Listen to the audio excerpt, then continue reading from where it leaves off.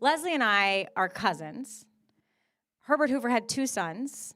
I'm a great-granddaughter. She's a great-granddaughter. Herbert Hoover had 2 sons. Herbert Hoover Jr., who is her grandfather, and Alan Hoover, who is my grandfather. So our grandfathers were brothers. Each of the sons had 3 children. I'm waiting for Leslie will tell me if I'm wrong. My grandfather took my cousin Alan to the Waldorf Astoria, which was the place, if you've been through the library here, it was it housed the residence of the 31st president and his post-presidency for 31 years. So this is where Herbert Hoover lived. And outside, until this day almost, there is a plaque on the outside of the Waldorf Astoria where the residences are, because of course it's a hotel, but it's also, there are permanent residences there. For the longest time, the UN ambassador to the United Nations, the American ambassador to the United Nations also resided at the Waldorf Astoria. General MacArthur also resided on the 32nd floor of the Waldorf Astoria, taught my dad how to play with soldiers, told him how to make a flank properly.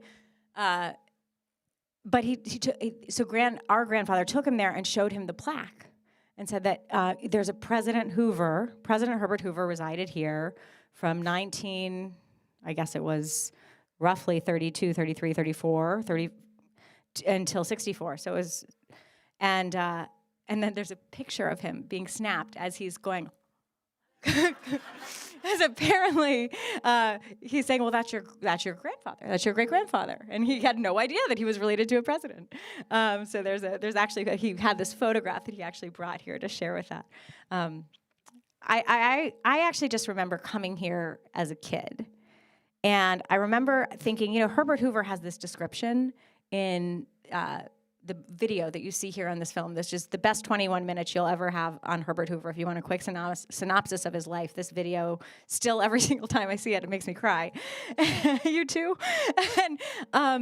And Hoover says, he has this quote about how being in Quaker meeting as a child was just like oppressive, and he couldn't move, and he couldn't wiggle, and he couldn't do anything. And that's kind of how I felt when I would come to West Branch when I was a kid.